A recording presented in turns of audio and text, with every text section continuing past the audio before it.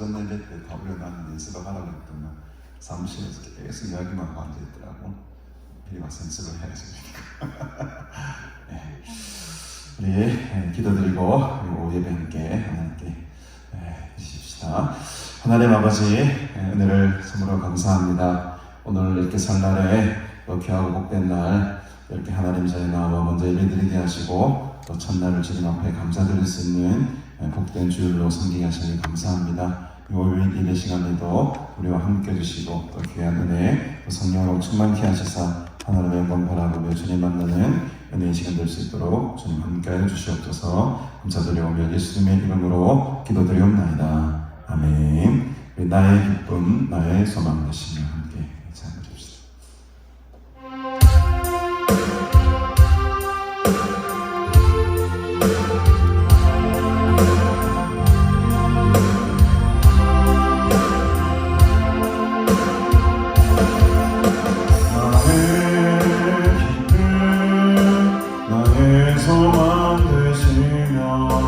나의 생명이 되신 주 만나 불러 찬송을 드려도 은하신 만분일세 나의 진정 사모하는 예수여 성조차도 반갑고 나의 생명 나의 참 소망은 오직 예수뿐일세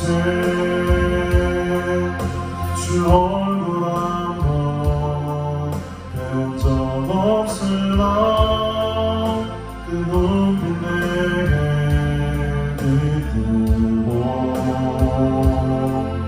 주 손 한 번 나 잡은 적 없으나 그 체험만은 느끼네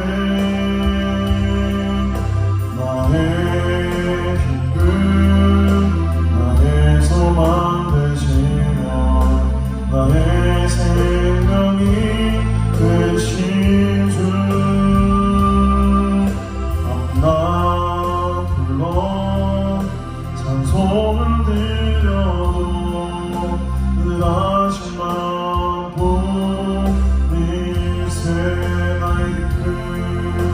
나의 기쁨 나의 소망 되시며 나의 생명이 되신 주 만나 불러 찬송을 드려도 은하신 만분일세 주 얼굴 한번 주 얼굴 한번 배운 적 없으나 그 높이 내게 비추고 주 손 한 번만 잡은 적 없으나 그 체험만은 느끼네 나의 기쁨 나의 소망 되시며 나의 생명이 되신 주 만나 불러 찬송을 드려도 은하신 만분일세 나의 진정 사모하는 예수여 성조차도 반갑고 나의 생명 나의 참 소망은 오직 예수뿐일세 주 얼굴 한번 배운 적 없으나 그 눈빛 내게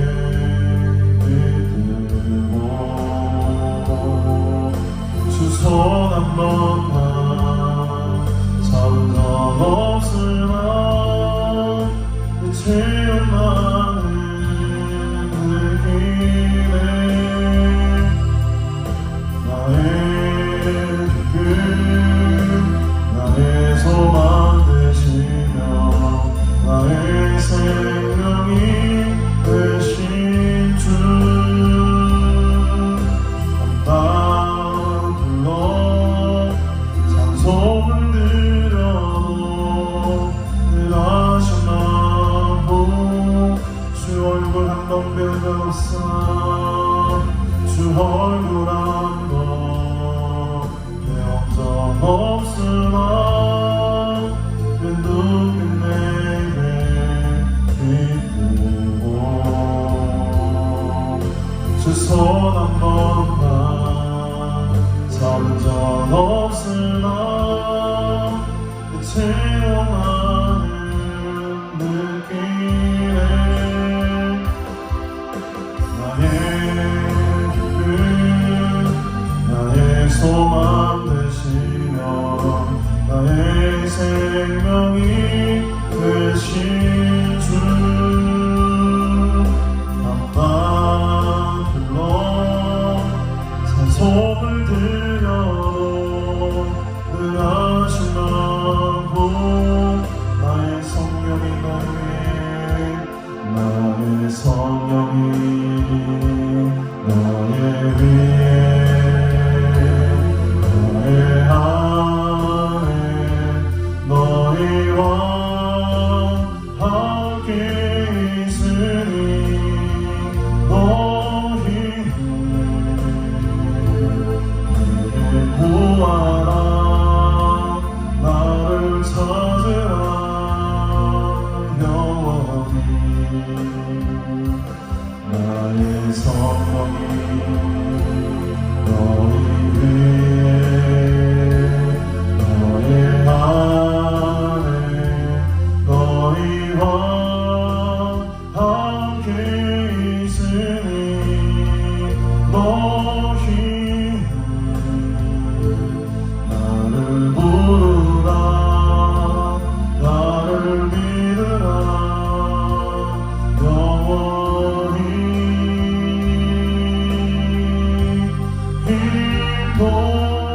인도하니 늘 영원하니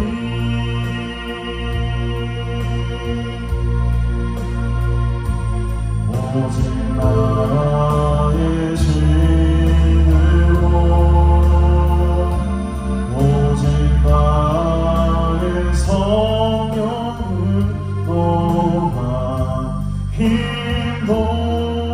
인도하니 늘 영원하니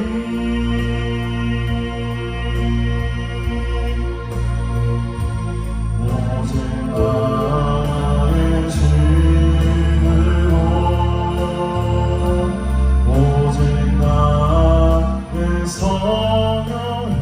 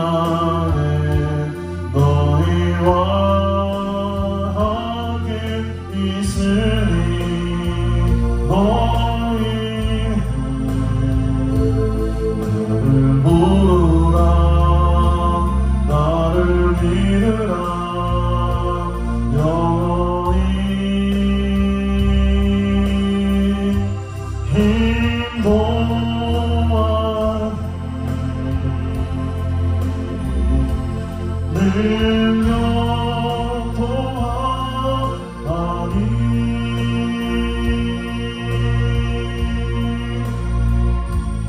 오직 나의 신으로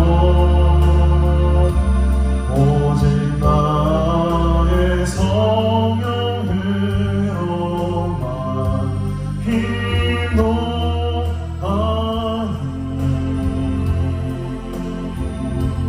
능력 더하니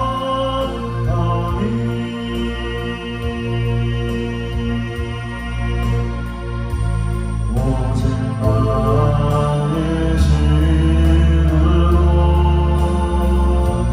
오직 나의 성령으로 할 수 있네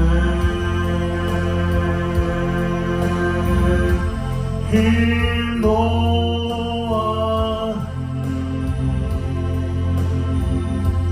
능력 더하니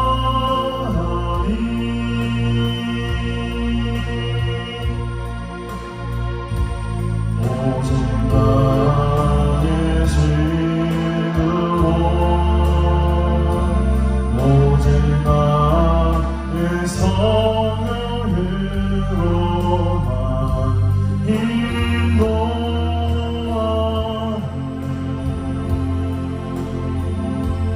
능력 더하니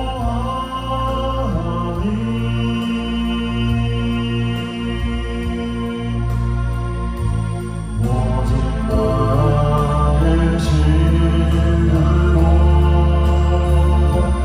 오직 나의 성령으로 할 수 있네 다시 한번 올라가고 기도합니다 인도하니 능력 더하니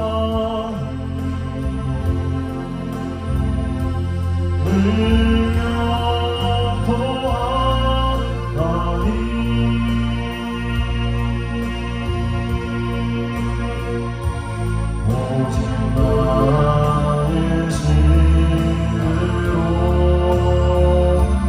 오직 나의 성령으로만 인도하니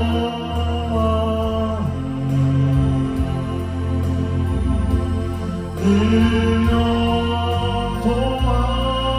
더하니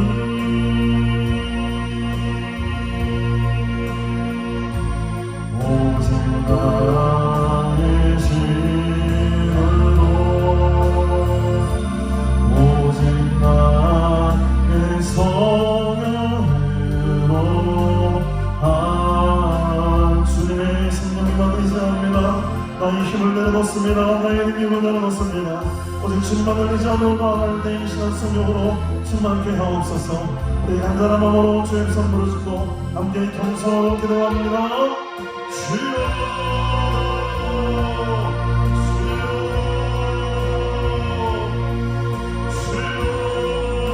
아버지 있습니다. 주의 이름을 부르나갑니다. 나의 이름이 아니라 나의 능력이 아니라 오직 하나님의 능력이 하나님의 성령이 내 삶을 끌어가는 점 없사오니 아버지 시간에도 성령으로 채우소서 주의 말씀으로 채우소서 하나님을 믿는 하나님 그 믿음과 소망과 사랑으로 채우소서 우리의 영원한 신령이 하나님의 힘을 부으소서 하나님의 생명이 나타나게 원합니다. 주여 주님의 얼굴을 사랑합니다. 하나님의 역사를 사랑합니다. 나의 소망이 되시고 나의 꿈이 되시니 주님의 이름을 감동하나니 아버지여 이 시간 하나님의 이름을 부으소서 오직 성령의 이름을 부으소서 오직 성령의 이름을 부으소서 아버지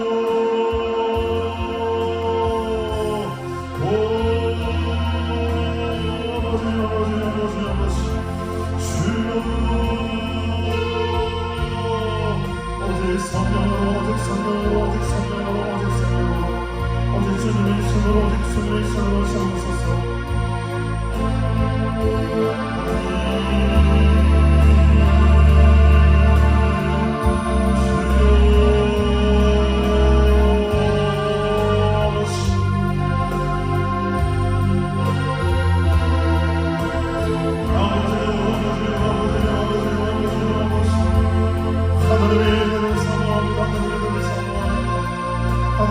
전능하신 하나님의 앉으심을 성령하게 원합니다. 주의 성령으로 오소서, 주의 성령으로 나서서 아버지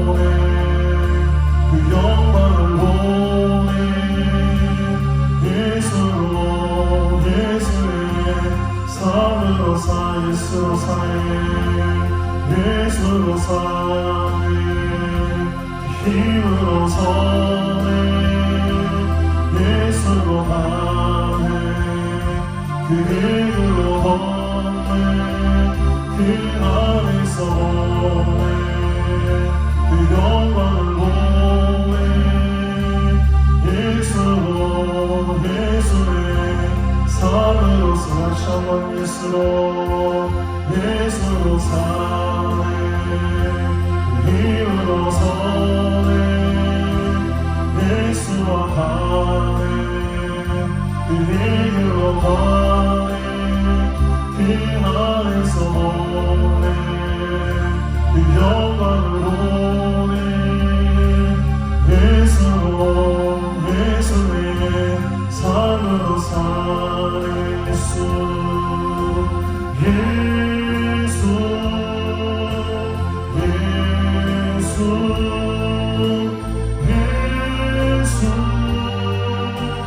살리시는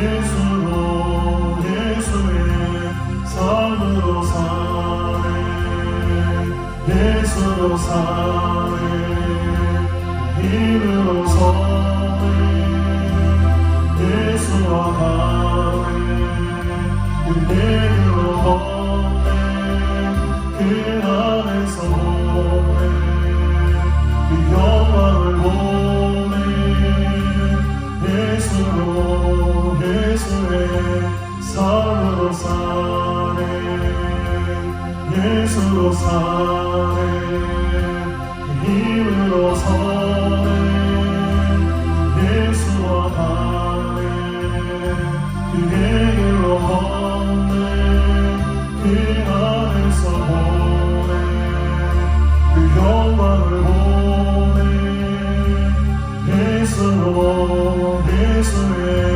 삶으로 다시 한번 예수로 사네 예수로 사네 힘으로 서네 예수와 가네 그 길로 걷네 그 안에서 오네 그 영광을 보네 예수로 예수의 삶으로 사네 예수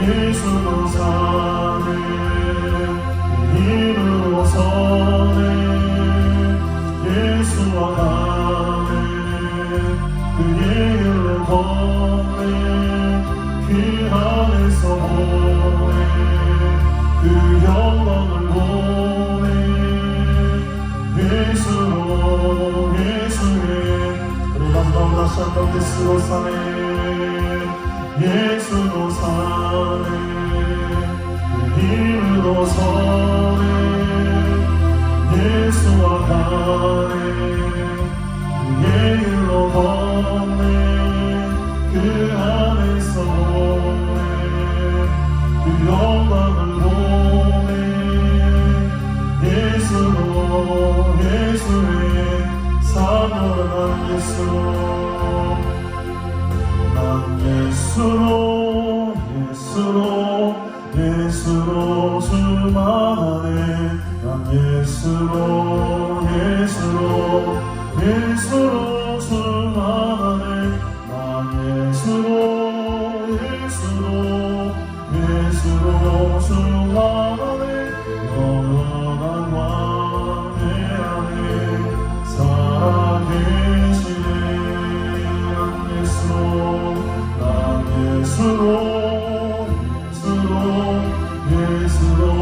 수만하네 나 예수로 수만하네 나 예수로 수만하네 영원한 왕 내 안에 살아 운명이어도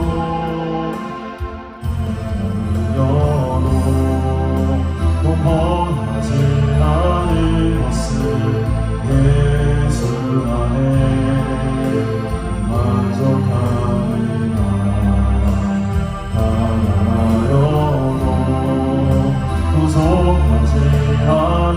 것은 예수 안에 오직만이 부요하리라. 나 예수로 주만하네. 예수로 주만하네. 예수로 주만하네. 영원한 내 안에 살아계시네. 나 예수로 주만하네. 예수로 주만하네. 난 예수로 주만하네. 영원한 내 안에. 다시 한번 난 예수로 충만합니다. 난 예수로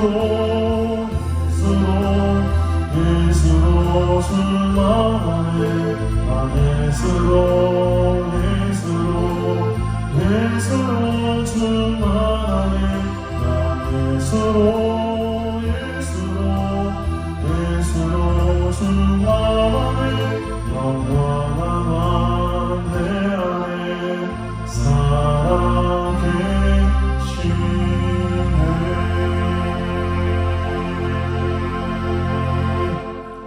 아멘. 예수로 충만합시다.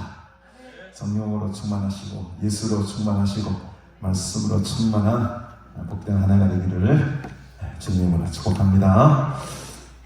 네, 예배 시간이 저는 더 좋습니다. 네, 오늘 하나님 말씀 열왕기상 13장 말씀 함께 보겠습니다.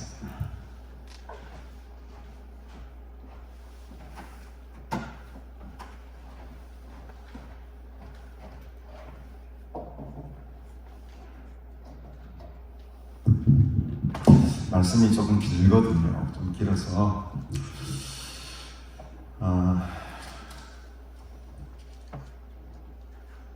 일단 우리 1절부터 우리 10절까지만 먼저 보겠습니다. 보라, 그때 하나님의 사람이 여호와의 말씀으로 말미암아 유다에서부터 베델에 이르니 마침 여로보암이 제단 곁에 서서 분향하는지라. 하나님의 사람이 제단을 향하여 여호와의 말씀으로 외쳐 이르되 제단아 여호와께서 이와 같이 말씀하시기를 다윗의 집에 요시야라 이름하는 아들을 낳으리니 그가 내 위에 분향하는 산당 제사장을 내 위에서 제물로 바칠 것이요 또 사람의 뼈를 내 위에서 살리리라 하셨느니라 하고 그날에 그가 징조를 들어 이르되 이는 여호와께서 말씀하신 징조라. 제단이 갈라지면 그 위에 있는 재가 쏟아지리라 하며 여로보암 왕이 하나님의 사람이 베델에 있는 제단을 향하여 외쳐 말함을 들을 때에 제단에서 손을 펴며 그를 잡으라 하더라. 그를 향하여 편손이 말라 다시 그러지 못하며 하나님의 사람이 여호와의 말씀으로 보인 징조대로 제단이 갈라지며 재가 제단에서 쏟아진지라. 왕이 하나님의 사람에게 말하여 이르되 정하건대 너는 나를 위하여 이 하나님 여호와께 은혜를 구하여 내 손이 다시 상하게 기도하라.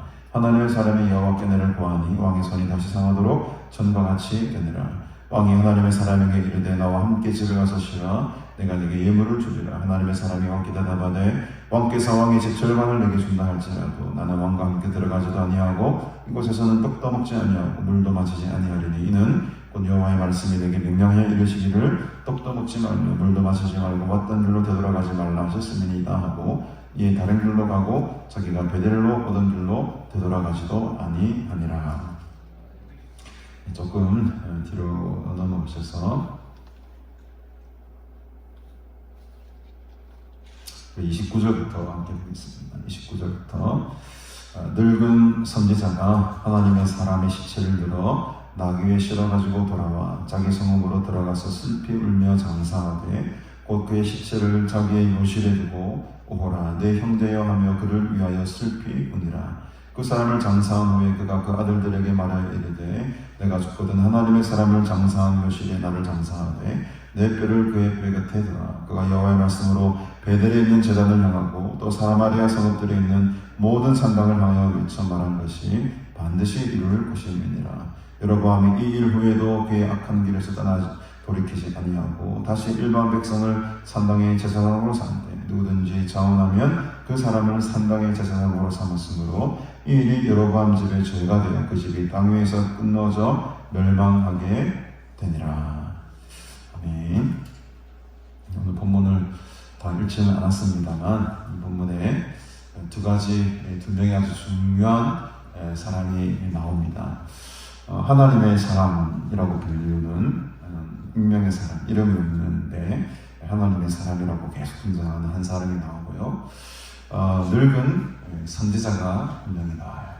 늙은 선지자가 한 명이 또 나오고, 그다음 여로보암이 마지막에 등장합니다. 우리가 알다시피 이 여로보암이 자기가 북쪽으로 올라가서 나라를 세우고 제단을 만들게 되죠. 금송아지를 만들어다가 하나도 아니고 두 개나 만듭니다. 하나는 저쪽 단에다 주고 하나는 베델에 두고 북쪽 끝, 남쪽 끝에 각각 이 금송아지인지 뭐 그냥 송아지인지 모르겠지만 또 금송아지 맞네요. 금송아지 만들어다가 제단을 쌓게 되죠. 여로보암이 하나님 앞에 큰 죄를 범한 거죠. 사실은 이 제사라는 것은 하나님이 원하는 장소에서 제대로 된 방식과 제대로 된 절차와 제대로 된 제물을 가지고 하나님 앞에 예배를 드리는 것이 맞는 것인데 여로보암이 그렇지 않았어요. 이 백성들이 다시 남유다 쪽 예루살렘으로 내려가게 되면 자기가 혹여나 세웠던 이 북이스라엘이 무너질까 싶어가지고 예루살렘에 가지 말고 이 북쪽 여기도 내가 제단 만들어 성소를 만들어 줄 테니까 여기서 제사를 지내라. 안 내려가도 된다. 저 유다까지 안 내려가도 되니까는 이 위에서 제사를 그냥 지내자. 지금 그런 상황입니다. 그런 상황 가운데에 하나님의 사람이 등장합니다. 13장 우리 1절에 보니까 보라 그때에 이 그때라는 것이 바로 여로보암이 우상을 만들고 단과 베델에 막 송아지를 만들어다가 거기서 막 제사를 드리는 그때에 하나님의 사람이 여호와의 말씀으로 말미암아 유다에서부터 베델에 이르니 마침 여로보암이 제단 곁에 서서 분향하고 있었더라. 그러니까 유다에서부터 사실 유다가 예루살렘 성전이 있고 있는 그런 곳 아닙니까? 이게 하나님의 사람이라는 이 사람이 유다에서 이 베델까지 와요. 이 베델은 여로보암이 두 금송아지를 단과 베델에 만들었던 그 베델이야. 그곳에 이제 하나님을 보내시는 거죠. 보내서 여로보암에게 이런 메시지를 전해라. 그 메시지의 내용을 우리가 방금 읽었던 2절부터 쭉 나오는 기록입니다. 그래서 어떤 메시지를 전합니까? 제단아 여호와께서 이와 같이 말씀하셨다. 다윗의 집에 요시야라 이름하는 아들을 낳을 것이다. 요시야가 약 한 300년 후에 진짜 왕이 되죠. 요시야라는 이름을 가진 왕이 나오지 않습니까, 여러분? 300년 후에 이 일이 그대로 이루어집니다. 요시야라 이름하는 아들을 낳게 될 텐데 그가 요시야가 너 지금 여로보암 위에 너가 지금 분향하는 이 산당 제사장을 너 위에서 제물로 바칠 것이다. 지금 이 제단을 갖다가 어떻게 보면 하나님의 사람이 저주를 하고 있는 거죠. 또 사람의 뼈를 네 위에서 사를 것이다. 그날에 그가 징조를 들어 이르되 이는 여호와께서 말씀하신 징조라. 제단이 갈라지고 그에 있는 재가 쏟아질 것이다. 이 일이 300년 후에 그대로 진짜 이루어져요. 그랬더니 이 여로보암이 그 이야기를 듣고 막 놀래가지고 어떻게 합니까? 제단을 향해서 외칩니다. 저 잡아라, 저 잡아라. 저 하나님 자칭, 자기가 말해요. 자칭 하나님의 사람이라고 하는 저 사람 잡아라 빨리. 더 이상 그저 입을 열지 못하게 입 닫히게 해라. 그리고 확 손을 펴려고 그를 잡으려고 하는데 어떻게 됩니까? 그 편손이 그 자리에서 말려버려요. 이게 이제 신경 마비 증세에 비슷한 게 온 거죠. 굳어져도 꼼짝 못합니다. 이 상태로 그냥 꼼짝 못한다. 여러분 상상해 보십시오. 그러니까 이 하나님을 다 막으시는 거죠. 하나님의 사람, 하나님께서 보낸 이 선지자를 인간의 힘으로 막으려고 하다 보니 하나님 그 길을 확 막으시는 거예요. 편손이 말라서 다시 거두지 못하더라. 이게 쭉 뻗어가서 이 상태를 계속 있는 거야. 이게 별라고 해도 오그라지지도 않고, 이 상태예요. 그러면서 동시에 하나님의 사랑이 여호와의 말씀으로 보인 징조대로 갑자기 재단이 막 갈라지기 시작한 거예요. 그 위에 있던 재들이 그 재단에서 막 쏟아지기 시작합니다. 얼마나 넓겠어요, 여러분. 왕이 하나님의 사람에게 말을 이르되 너는 나를 위해 네 하나님 여호와께 은혜를 구하라. 내 손이 다시 상하게 되기를 기도해달라. 기도 부탁을 합니다. 이게 이제 병 앞에서는 장사도 없죠. 그래서 이 하나님의 사람이 왕의 간청을 듣고 중보기도를 합니다. 하나님의 사람이 여호와께 은혜를 구하니 왕의 손이 다시 어떻게 됐습니까? 회복이 됐습니다. 그럼 여러분, 이 정도쯤 됐으면 여러분 좀 정신을 차려야 됩니까? 안 차려야 됩니까? 정신 차려야 되는 거죠. 지금 여로보암의 죄를 하나님이 막으시기 위해서 지금 이 하나님의 사람의 선지자를 보낸 것 아닙니까? 유다에서 저 베델까지. 그럼 이런 기적을 봤으면, 이런 예언의 말씀을 들었으면, 아이구나, 그렇구나. 내가 지금 이렇게 제단을 쌓고 금송아지를 만들고 거기 절하고 우상숭배하는 거, 이게 잘못된 일이구나라고 빨리 깨닫고 돌아와야 되죠. 그러나 안타깝게도 여로보암이 돌아오지 않아요. 저는 그냥 여로보암 손을 그냥 하나님이 안 고쳐줬으면 좋겠다 생각해요. 이 못된 인간은 그냥 평생 이렇게 살겠네. 펴지 않고 평생 이렇게 살기가 놔둬버리면 좋았을 텐데 그걸 왜 고쳐주냐?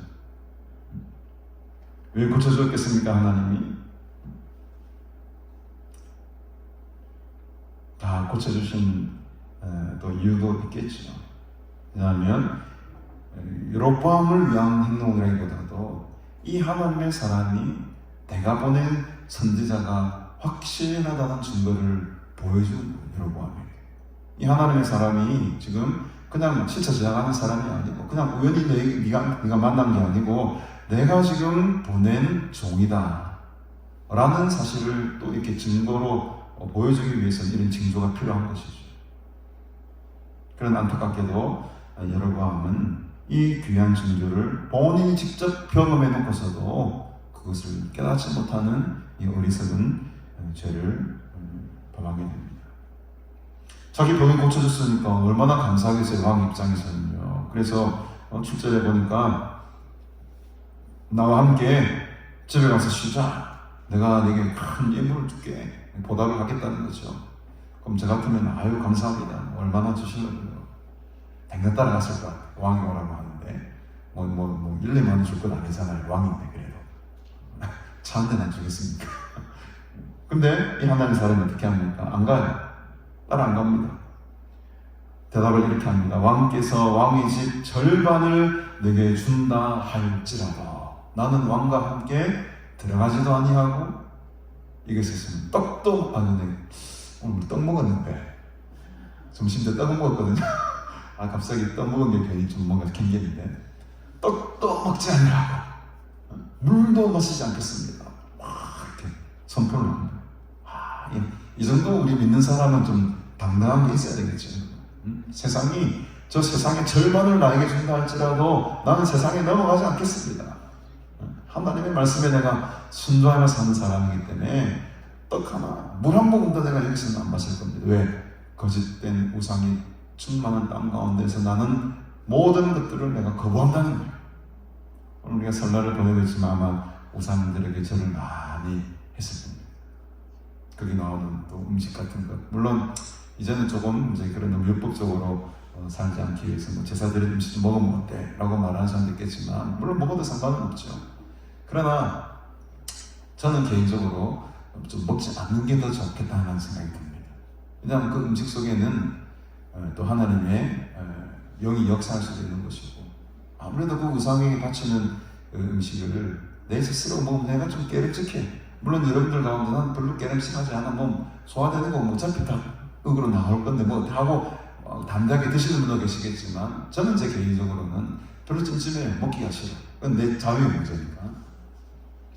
떡도 먹지 않고 물도 마시지 않겠다는 것은 이 하나님의 사람이 자기의 고집과 자기의 어떤 신앙관을 이런 게 아니고 하나님께서 이렇게 말씀하셨기 때문에 지금 내가 먹지 않고 마시지 않겠다. 그 재물 집 절반을 내게 준다는데 내가 그것을 거절하겠다. 라고 하면서 당당하게 돌아갑니다. 돌아갈 때도 왔던 길로 되돌아가지 말라고 하셨기 때문에 여호와의 말씀이 내게 명령하기를 떡도 먹지 말고 물도 마시지 말고 왔던 길로 되돌아가지도 말라 하셨기 때문에 나는 왔던 길로 되돌아가지 않고 전혀 다른 방향으로 지금 갈 것입니다 하고 쫙 가버려요. 하나님의 말씀에 순종하는 사람입니다. 하나님의 사람. 여러분들도 이 하나님의 말씀에 100% 순종하며 살아가시는 은혜가 있기를 바랍니다. 이 은혜가 있어야 돼요. 근데 여러분 여기서 다 끝났으면 좋았을 법한데 한 늙은 선지자가 또 등장하게 됩니다. 두 번째 오늘의 주인공이 11절에 보니까 베델에 한 늙은 선지자가 살더니 이제 베델에 왔지 않습니까? 지금 하나님의 사람이. 근데 와서 보니까 베델에 오랫동안 거기서 선지자 활동을 했던 아주 늙은 선지자가 한 명 있었어요. 근데 그의 아들들이 와서 하나님의 사람이 베델에 생한 이 모든 일들을 다 보고를 합니다. 아버지에게. 그랬더니 12절에 보니까 아버지가 그들에게 이르되 그가 어느 길로 가더냐? 나를 위하여 나귀에 안장을 주라 내가 그를 따라가겠다. 그래서 이 늙은 베델의 이 선지자가 그 하나님의 사람의 뒤를 따라갑니다. 14절에 보니까 상수리나무 아래에 앉은 것을 보고 이르되 그대가 유다에서 온 하나님의 사람이냐? 물으니까 그가 대답을 하죠. 그러하다. 근데 이제 베델의 선지자가 늙은 선지자가 꼬십니다. 나와 함께 집으로 가서 떡을 먹자. 당연히 이 하나님의 사람이 어떻습니까? 왕이 가자 해도 안 갔는데 이 늙은 선지자가 간다해서 가겠습니까? 안 됩니다. 나는 16절에 보니까 나는 그대와 함께 돌아가지도 못하겠고 그대와 함께 들어가지도 못하겠으며 내가 이곳에서 그대와 함께 떡도 먹지 아니하고 물도 마시지 아니할 것이다. 당연한 반응이죠. 왜? 앞에서 왕이 결제함도 거절하고 지금 하나님의 말씀 앞에 순종해서 지금 걸어가고 있는 이 하나님의 사람이 이 늙은 선지자 말 들을 이유가 있다 없다? 없는 거죠. 없는 거죠. 당당하게 나는 여기서도 당신과 함께 떡도 먹지 않고 물도 마시지 않고 내가 하나님의 가라는 그 길로 나는 묵묵히 걸어갈 뿐입니다 라고 했더니 18절에 보니까 나도 그대와 같은 선지자입니다. 늙은 베델의 늙은 선지자가 말하기를 이렇게 말하는 겁니다. 나도 그대와 같은 선지자입니다. 천사가 여호와의 말씀으로 내게 이르기를 그를 네 집으로 데리고 돌아가서 그에게 떡을 먹이고 물을 마시게 하였으니 아니. 이걸 뭐라고 하죠?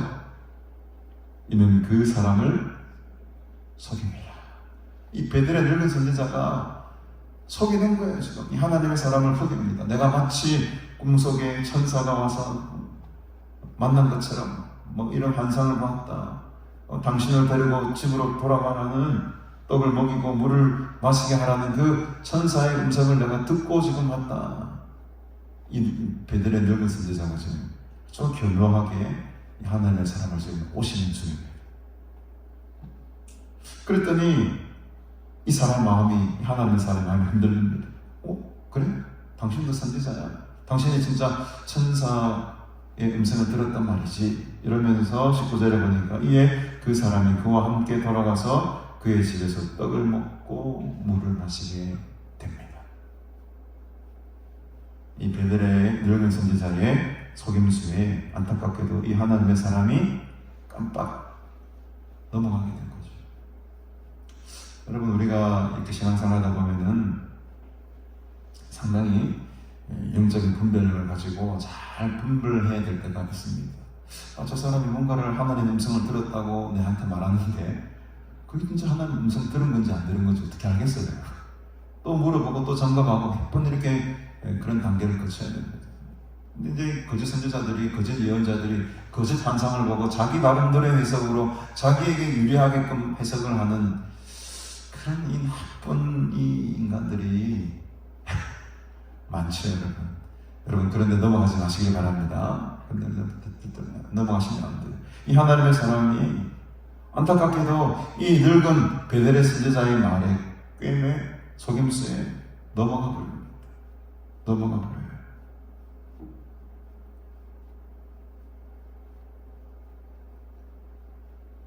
그들이 상 앞에 앉아서 이렇게 떡과 막 물을 마시고 있을 때였습니다. 20절에 보니까 여호와의 말씀이 그 사람을 데려온 선지자에게 임하니 그가 유다에서부터 온 하나님의 사람을 향하여 외쳐 이르되 여호와의 말씀에 네가 여호와의 말씀을 어기며 네 하나님 여호와께서 네게 내리신 명령을 지키지 아니하고 돌아와서 여호와가 너더러 떡도 먹지 말고 물도 마시지 말라 하신 곳에서 떡을 먹고 물을 마셨으니 네 시체가 네 조상들의 묘실에 들어가지 못하리라.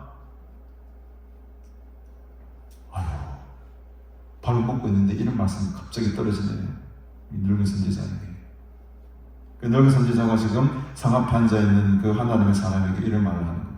네가 여기서 떡도 먹지 마라 하고 물도 마시지 말라는 그 하나님의 명령을 지금 자기가 꼬셔놓고 자기가 데려와놓고 자기 입으로 지금 이 하나님의 말씀을 지금 명령을 하는 거죠. 네가 죽게 될 거다.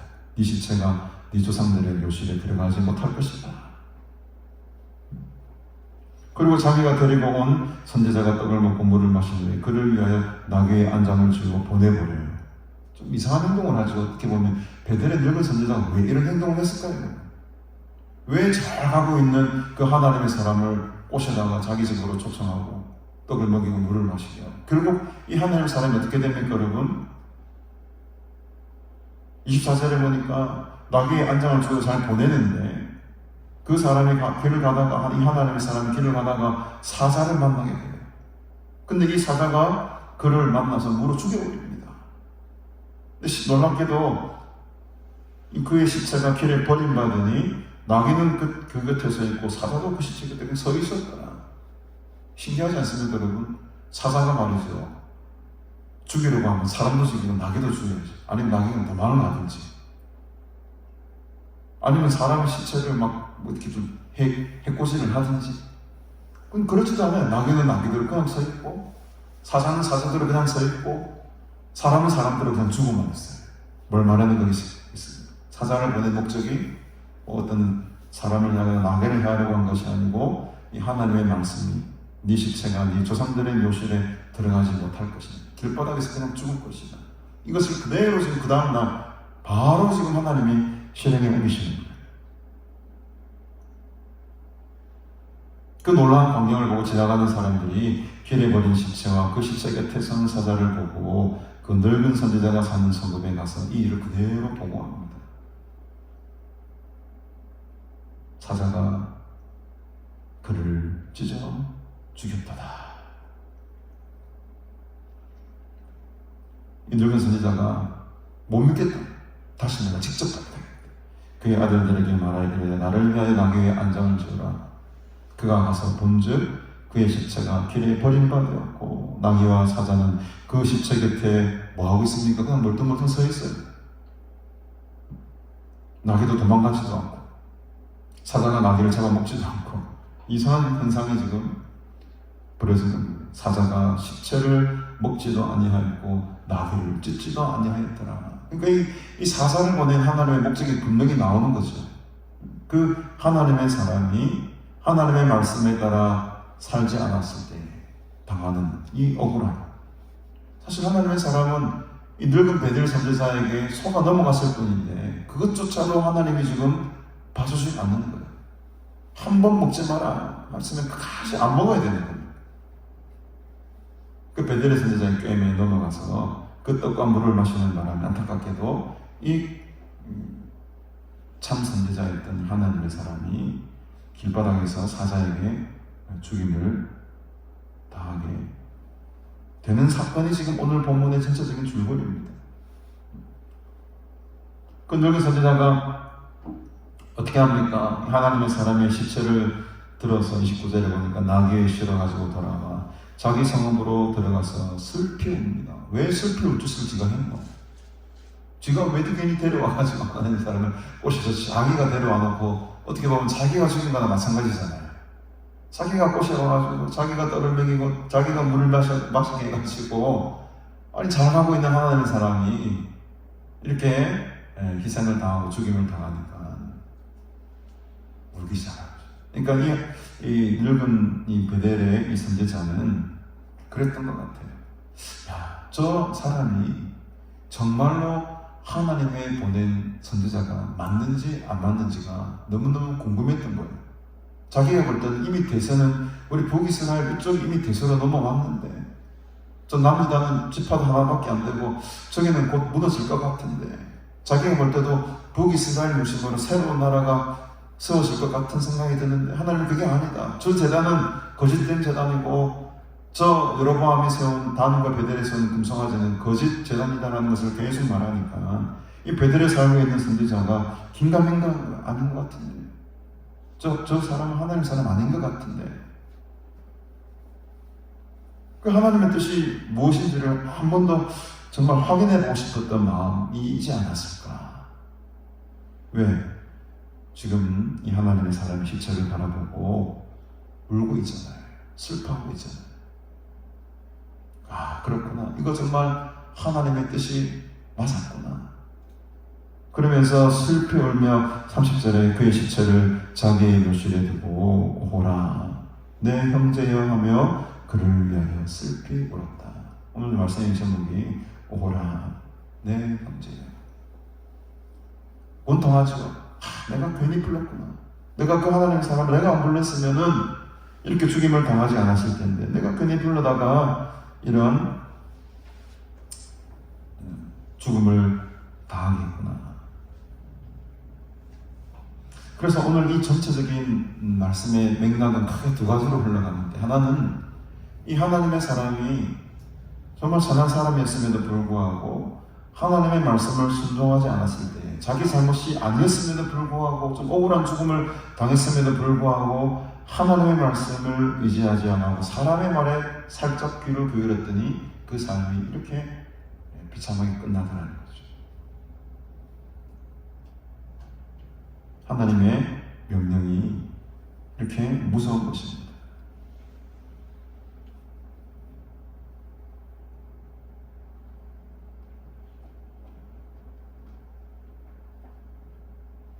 (31절) 보니까 그 사람을 장사한 후에 그가 그 아들들에게 말하기를 내가 죽거든 하나님의 사람을 장사한 것이 나를 장사해 내 뼈를 그의 뼈 곁에 들어라.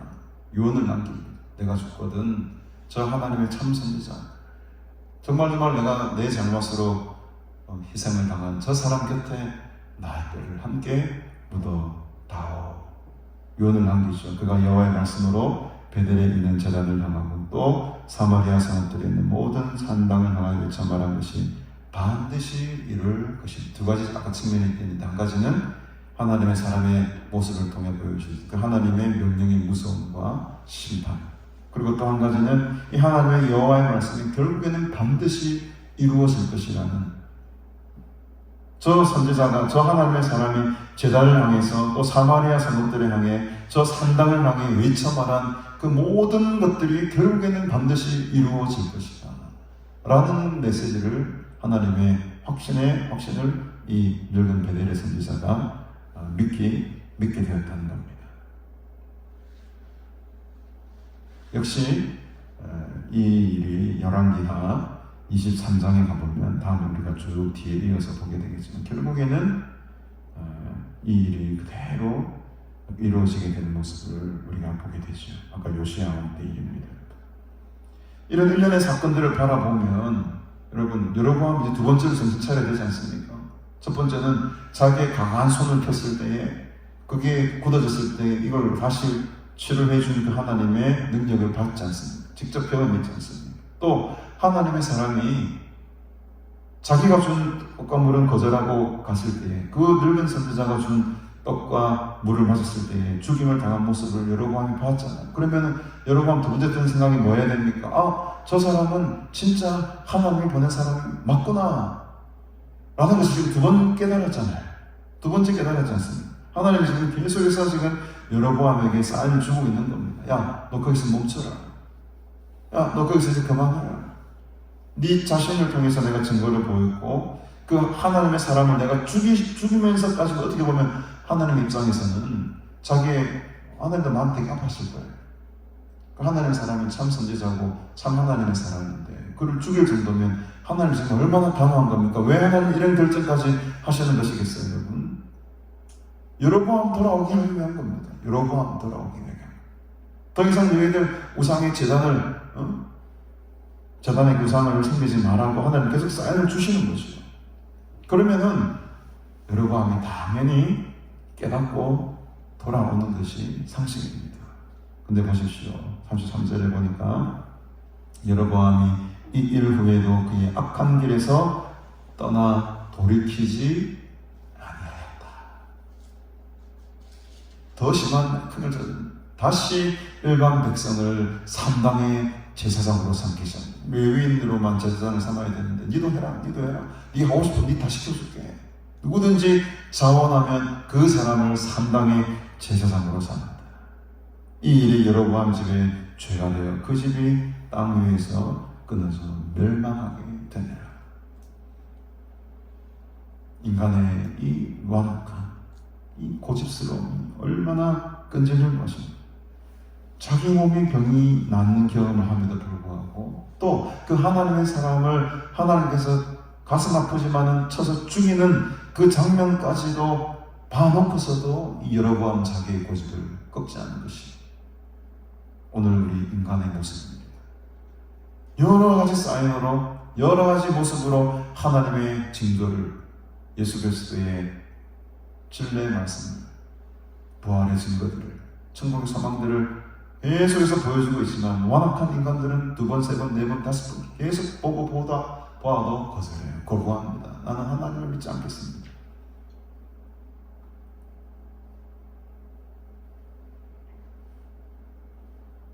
오라 내 형제여. 이 고백은 지금 여금 베델 선지자가 하나님의 사람을 향한 슬픈 고백이지만 저는 이 고백이 오늘 이 세상 사람들을 향한 우리의 고백이 되어야 될 줄로 믿습니다. 오라 내 형제여, 내 형제. 내 형제들이 지금 주께로 돌아와야 되는데 내 형제들이 주의 말씀을 듣고 순종하고 믿음으로 예수 그리스도를 믿고 나아가야 되는데 그러지 못하는 이 안타까운 현실, 결국에는 멸망당하고 심판당하고 여로보암의 가문처럼 다 망하게 될 것이 분명한데 그것을 믿지 못하고 지금도 다른 길로 가고 있는 내 형제들을 바라보고 우리는 오호라 내 형제여 라고 울며 슬피 울며 정말 그들의 영혼을 위해서 우리가 기도하고 전도하는 삶을 살아야 될 줄로 믿습니다. 오늘 오전 예배 우리 김용신 목사님 간증을 통해서 참 은혜 많이 받았는데 그 육사 졸업하셨다는 그분 말이죠. 참 대단하지 않습니까? 엘리트 코스를 밟고 있는 그 과정 속에 주님 만나고 복음의 일정에 뜨거움에 자기의 삶을 던져는 그 심정에는 오라 내 형제, 오라 내 형제. 내일 주님 오실지도 모르는데 한 영혼이라도 죽게 돌아오게 해야지 라는 그 거룩한 열심과 욕심이 그 선교사님의 삶을 이끌어가는 것이 되겠죠. 오늘도 이 말씀을 통해 우리가 기억해야 될 것은 하나님께서 우리에게 주신 이 율법의 말씀들 또 명령들 그 말씀 아래 우리가 순종하며 살아가기로 결단하기를 주님으로 축복합니다. 그리고 그 길 가운데에 참으로 우리 형제들을 위해서 우리의 영혼을 위해서 우리가 끊임없이 기도하고 전도하고 또 삶으로 예수 그리스도의 살아계심을 증거해 내시는 여러분들의 복된 삶이 되시기를 주님의 이름으로 축복합니다. 아멘. 이 말씀 마치고 우리 이 시간 함께 찬양할 텐데 우리 난 예수로 충만하네 그 불렀던 찬양 우리 이 찬양 부르시고 우리 남은 시간 자유롭게 기도하다 돌아가시겠습니다. 무명이어도 공허하지 않은 것은 예수 안에서 난 만족합니다. 이 찬양 부르시고 이렇게 기도합시다.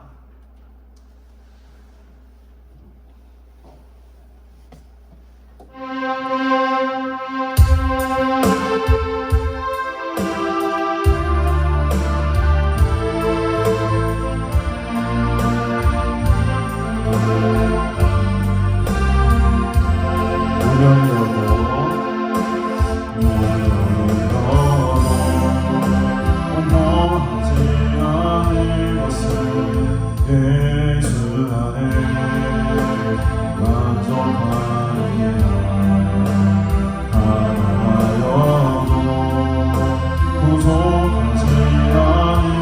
예수 안에 오직 나는 구원하리라. 예수로 출발하네. 예수로 출발하네. 예수로 출발하네. 영원한 안내. 2절입니다. 고난 중에도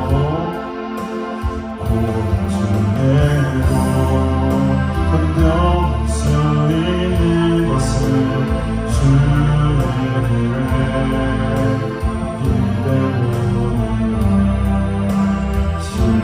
신뢰하여도 일어서지 것은 예수 안에 오직 나는 승리하리라. 난 예수로 출발하네. 난 예수로 출발하네. 예수로 출발하네. 다시 한번 부르라고 기도합시다. 무명이 여도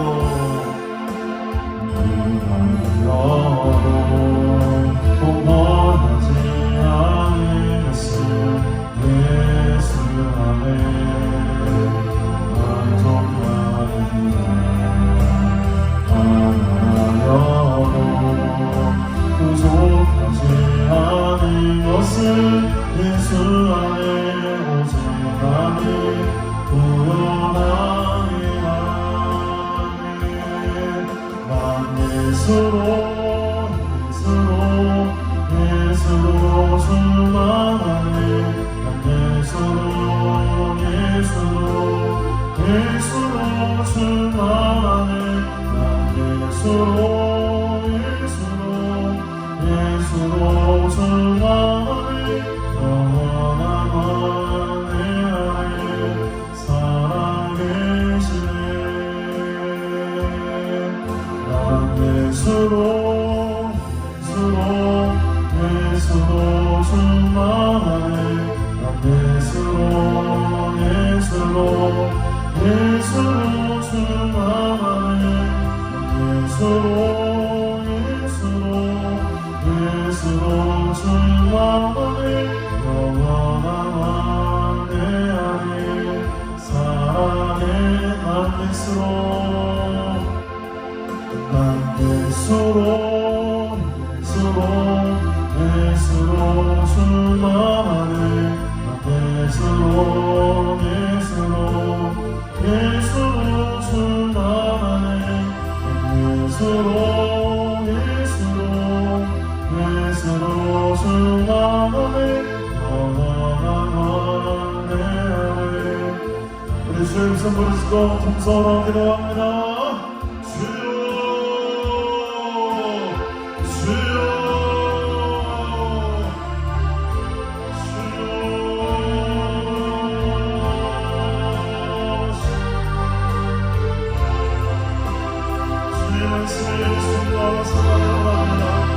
하나님의 약속의 말씀을 듣더니 이어진 것을 드리며 나아갑니다. 예배하며 돌아오기를 원합니다.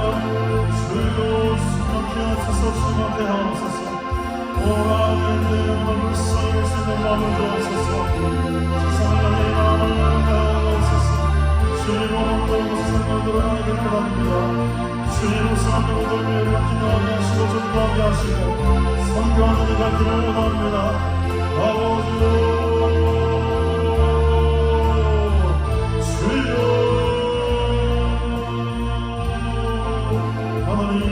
예수로 정말 성령으로 충만하게 하옵소서. 주의 말씀을 떠나게 하시고 주의 말씀을 따라 우리가 믿음의 순종하며 살아가며 사람들이 되게 하옵소서. 불쌍을 멀리하며 우리 참되신 하나님의 말씀들을 믿음의 사람들 되기를 원하오니 하나님이여 나를 말씀해 계시고 오늘로 세우소서. 말씀이 여러 믿음으로 순종케 하옵소서. 얼굴 불판 상한 주님을 보게 하시고 주님 남의 주님을 보게 하시는 그의 자리로 우리가 끊임없이 나아서는 주님 감사합니다. 오늘도 늘 주님만 동행하고 말씀 안에서 믿음 안에서 기도 안에서 성경 안에서 살아가게 하옵소서. 우리의 꿈과 소망과 믿음들이 하나님께서 가려고 합니다. 하나님의 꿈을 하나님의 믿음을 묻게 하시고 하나님 앞에 이곳 넓은 사랑을 거룩한 삶 살 수 있도록 주옵소서.